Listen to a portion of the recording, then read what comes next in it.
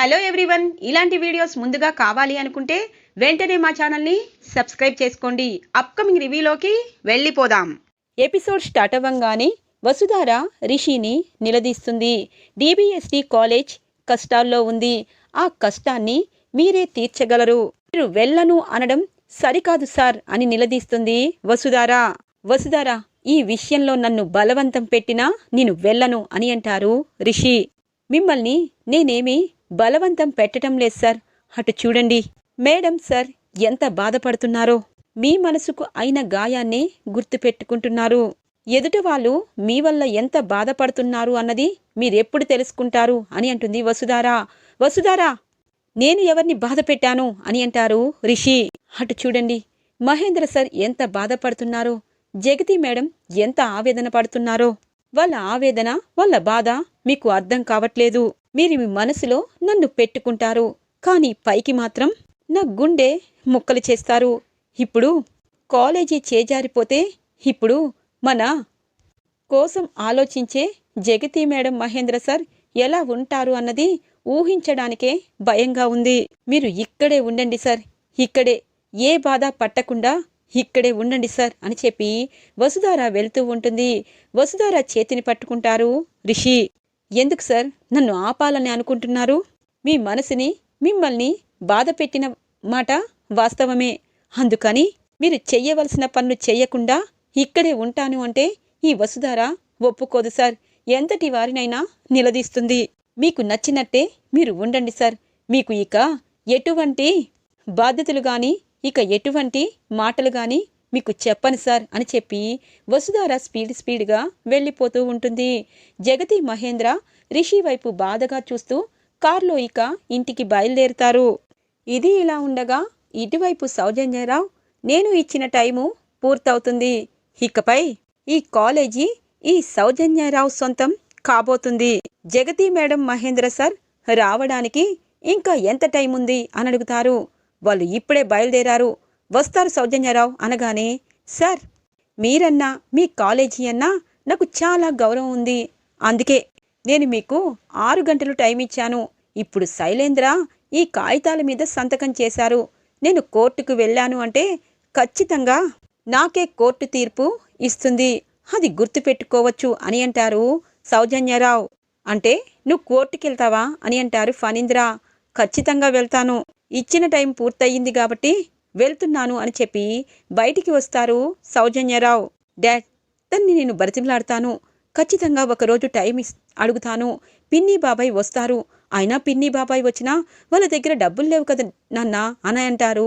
ఇక శైలేంద్ర, చూడు శైలేంద్ర, చేసిన పని చేసి ఇప్పుడు వాళ్ళ దగ్గర డబ్బులు లేవు, ఈ సమస్య పరిష్కారం కాదు అని చెప్తావా అని అంటారు ఫణీంద్ర. డాడీ, 1 గంట టైం ఇవ్వండి. అదిగో ఆ సౌజన్యరావు కాలు ఏళ్ళు పట్టుకొని కోర్టులో కేసు వేయకుండా ఆపుతాను అని చెప్పి గబగబా సౌజన్యరావు వెనకాల వస్తారు శైలేంద్ర. ఏంటి సౌజన్యరావు, వెళ్తున్నావేంటి? పిన్ని బాబాయ్ ఇంకొక గంటలో వస్తారు, అప్పుడు అనగానే, చూడండి శైలేంద్ర గారు, ఇప్పుడు దాకా మీ ఫ్యామిలీతో మీరు డ్రామాలు ఆడారు. ఇకపై మీకు ఆ డ్రామాలు ఆడే అవసరం ఉండదు అనగానే, అవునా, పిన్ని బాబాయ్ వచ్చాక సంతకాలు చేశాక మనం ఈ పేపర్లు తీసుకుంటే బెటర్గా ఉండేదేమో. డిబిఎస్టి కాలేజ్ నా చేతిలోకే వస్తుంది కదా అనగానే ఇక సౌజన్యరావు పక్కపక్క నవ్వుతూ ఉంటారు. అయిన వాళ్ళనే మోసం చేయాలని నువ్వనుకున్నావు, ఇప్పుడు నీకు మోసం చేయాలని నేననుకుంటున్నాను. ఎప్పటినుండో మా కాలేజీకి పోటీగా డిబిఎస్టి కాలేజ్ అంచెలంచెలుగా ఎదిగింది. ఈ కాలేజీని దెబ్బ కొట్టాలని ఎప్పటినుండో అనుకుంటున్నాను. కానీ అనుకోకుండా నువ్వు అమెరికా నుండి వచ్చి మీ కాలేజీనే దెబ్బ కొట్టాలని నాతో చేతులు కలిపావు. మీరే మీ కాలేజీకి అన్యాయం చేసుకుంటే మధ్యలో నేనేం చేస్తాను? అందుకే నీతో నేను చేతులు కలిపినట్టు నాటకమాడాను. ఇప్పుడు ₹1 కోటి నీకిచ్చి నీ చేతులతోనే నీ కంటిని పొడిపిచ్చాను శైలేంద్ర. ఇంకా డిబిఎస్టి కాలేజ్ నీకు రాసిస్తానని అనుకుంటున్నావా?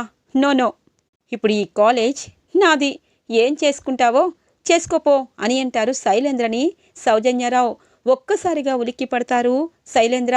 ఏ, నేను నీకు డబ్బులు అనగానే, ఆపు, నాకు నువ్వు డబ్బులు ఇవ్వడం ఏంటి? నేనే నీకు ₹1 కోటి ఇచ్చాను. నేను ఎంఎస్ఆర్ కాలేజీ చైర్పర్సన్ని. నువ్వేంటి ఏమీ లేకుండా ఇప్పటిదాకా జగతి మేడం కాలేజీ ఎండీగా ఉన్నా తనని దించకుండా ఖాళీగా 3 సంవత్సరాల నుండి తిరుగుతున్నావు. నీ స్థాయేంటి, నా స్థాయేంటి అని అంటారు సౌజన్యారావు. కరెక్ట్గా అప్పుడే వస్తారు జగతి మహేంద్ర.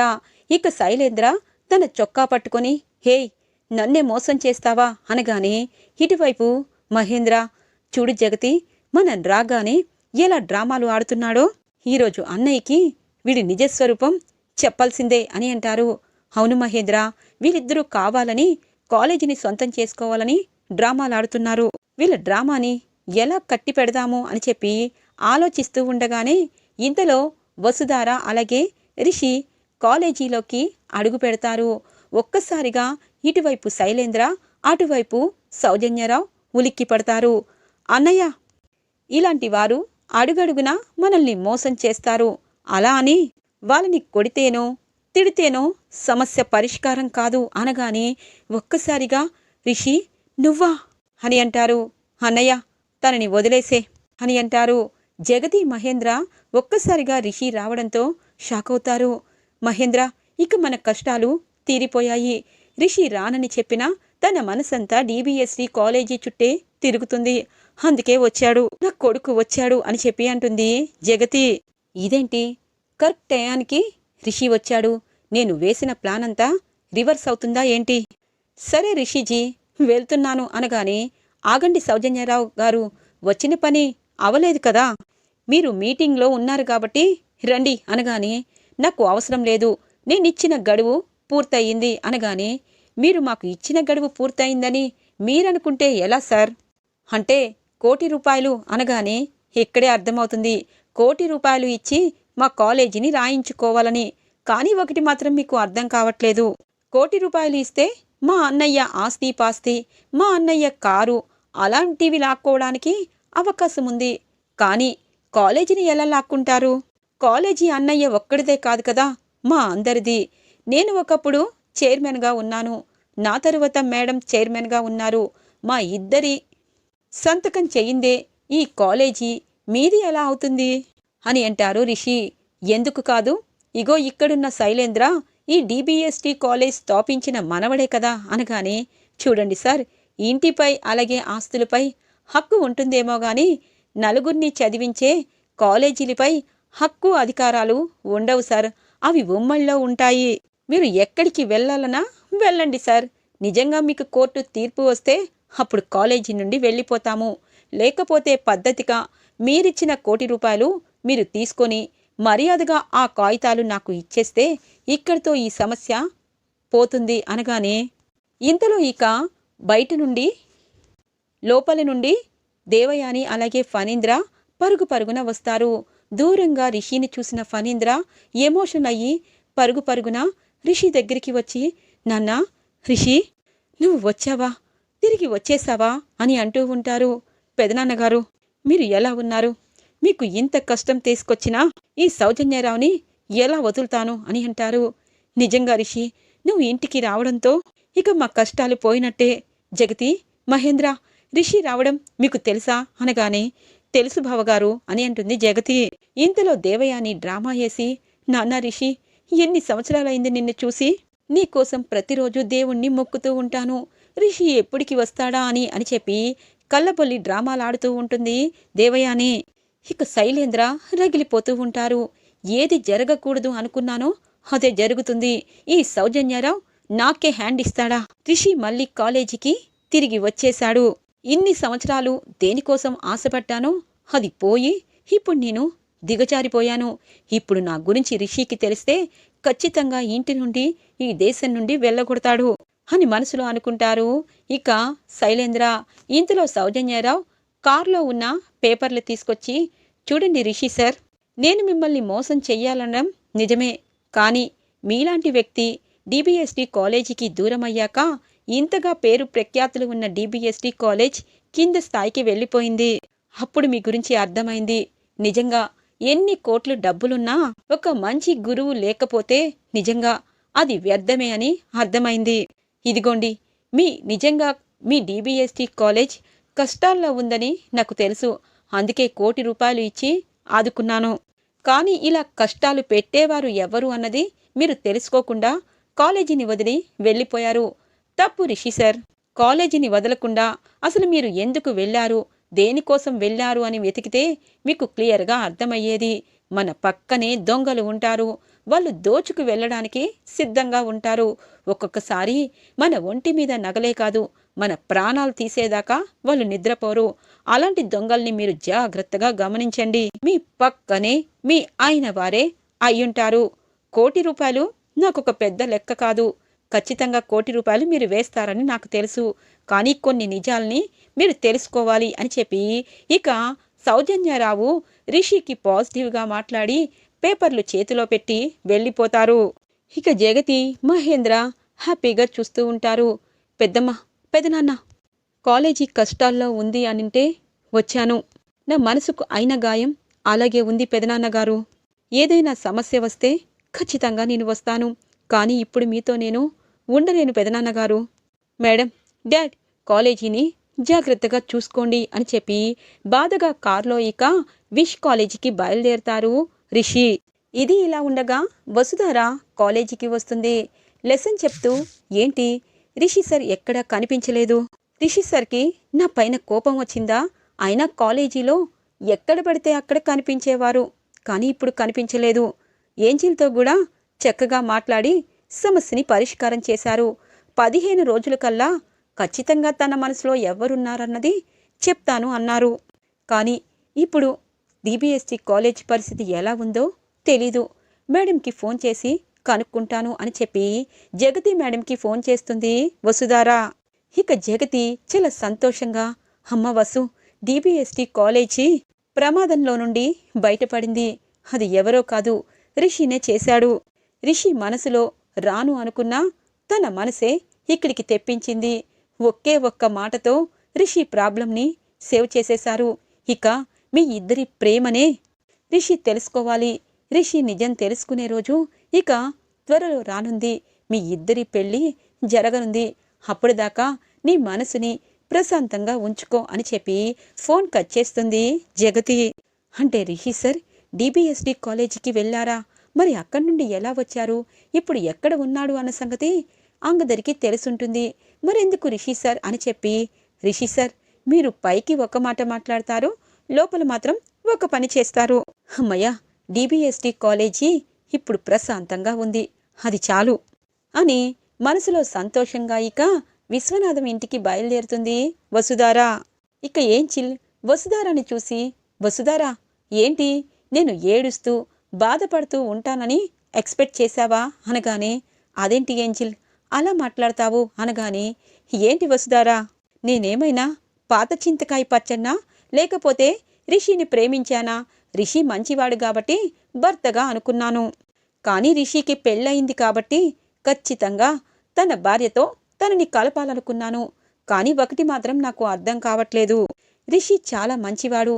తన భార్యనే చెడ్డది అనుకుంటా తన నుండి దూరంగా ఉంటుంది అంటే తన భార్య మంచిది కాదేమో అనగానే, ఏంజిల్ అలా ఎందుకు అనుకుంటావు అనగానే, ఏ వస్తారా నీకు తెలుసా తను మంచిదా అనగానే, నాకేం తెలుసు ఏంజిల్, ఒక్కోసారి ఇద్దరూ మంచివారైనా కష్టాలు దేవుడు సృష్టిస్తాడు. వాళ్ళకి పరీక్షలు పెడతారు. ఆ పరీక్షలో నెగ్గి వాళ్ళు పాస్ అయితే ఇక జీవితానికి ఎప్పటికీ కష్టాలు ఉండవని అనగానే, భలే చెప్తావు వస్తారా, ఇటు రిషి మంచివాడు అంటావు, తన భార్య మంచిదే అంటావు. కానీ రిషి తను ప్రేమించిన తన భార్య ఎలా ఉంటుందో ఒక్కసారైనా చూస్తాను. రిషిని తనని కలిపి తీరుతాను అనగానే, ఏంజిల్ నీది ఎంత మంచి మనసు. నువ్వు పెళ్లి చేసుకోవాలనుకున్న రిషి జీవితాన్ని నువ్వు సరిచేస్తాను అంటున్నావు, అది చాలు అని చెప్పి, సరే ఏంజిల్ ఇప్పుడు నువ్వు బానే ఉన్నావు కదా, నేను వెళ్తాను అనగానే, ఇంతలో ఇక రిషి కారులో నుండి బయటికి దిగుతూ ఉంటారు. ఏంటి ఈ పొగరు ఇక్కడ ఉంది, తనకు చెప్పకుండా DBST కాలేజీకి వెళ్ళానని ఇక్కడికి వచ్చి నాపై అరుస్తుందా ఏంటి అని లోపలికి వస్తూ, ఏంటి మేడం నా గురించి వచ్చారా అనగానే, అదేంటి సార్ మీ గురించి ఎందుకు వస్తాను అని అంటుంది. పొగరు నా గురించే వచ్చింది, కానీ పైకి అలా అనటం లేదు. అన్నట్టు సార్ మీరు కాలేజీకి రాలేదు, ఎక్కడికి వెళ్ళారు అని చెప్పి అంటారు. మేడం మీరేమీ కంగారు పడద్దు, మీరు చాలా అంటే చాలా భయపడినా ఆ సంఘటన ఇప్పుడు క్లియర్ అయింది అని అక్కడి నుండి వెళ్ళిపోతారు. ఏంటి వస్తారా, రిషి ఏదో అంటున్నాడు, నువ్వు ఏం చెప్పావు, తను క్లియర్ చేశాడు అని అంటారు విశ్వనాథం గారు. Sir, Rishi sir machine education కోసం కొన్ని వర్క్స్ చేస్తున్నారు కదా, దానిలో నేను టెన్షన్ పడ్డం చూసి అది క్లియర్ అయ్యాడని చెప్తున్నారు. అంతే సార్ అనగానే, వస్తారా నువ్వు కాసేపు ఉండొచ్చు కదా, చక్కగా మన ఇద్దరం టైం స్పెండ్ చేయొచ్చు అనగానే, సరే ఏంజిల్, ఇంకొక గంట ఉంటాను, తర్వాత ఇంటికి వెళ్తాను అని అంటుంది. ఓకే అని చెప్తుంది ఏంజిల్. సరే వస్తారా, నాకు బయట గార్డెన్లో కొంచెం వర్క్ ఉంది, ఈలోపు నేను చపాతీ పిండి కలిపాను, నువ్వేమో చపాతీలు చేస్తూ ఉండు అని చెప్పి అంటుంది. సరే ఏంజిల్ అని చెప్పి ఇక వంటగదిలోకి వెళ్ళి చపాతీలు చేస్తూ ఉంటుంది వసుధార. ఇంతలో ఇక రిషి వస్తారు. తనకి కాఫీ తాగాలని అనిపిస్తుంది. ఇక వసుధార దగ్గర దాకా వచ్చి కాఫీ గిన్నెని పట్టుకుంటూ తన దగ్గరికి వస్తూ ఉంటారు రిషి. వెంటనే వెనక్కి తిరిగి చూస్తుంది. ఇక రిషి గడ్డం తనకి తగులుతుంది. ఒక్కసారిగా ఉలిక్కి పడుతుంది. ఇక రిషి తన వైపు అలాగే చూస్తూ ఉండిపోతారు. గుండె టప్ లబ్ డబ్ లబ్ డబ్ అని వసుధారకి కొట్టుకుంటూ ఉంటుంది. రిషి మాత్రం, మేడం చపాతీలు మీరు ఇంకా తింటున్నారా అనగానే, సార్ మీరు తినచ్చు కదా అని అంటుంది. తినను మేడం అని అంటూ ఉండగానే ఇంతలో ఏంజిల్ వస్తుంది. ఇద్దరిని అలా చూసిన ఏంజిల్ ఒక్కసారిగా ఉలిక్కి పడుతుంది. ఈరోజు ఎపిసోడ్ ఇలా ఇంట్రెస్టింగ్గా ఎండ్ అవుతుంది ఫ్రెండ్స్. రాబోయే ఎపిసోడ్స్ కోసం మా ఛానల్ని సబ్స్క్రైబ్ చేసుకోండి. Thanks for watching friends.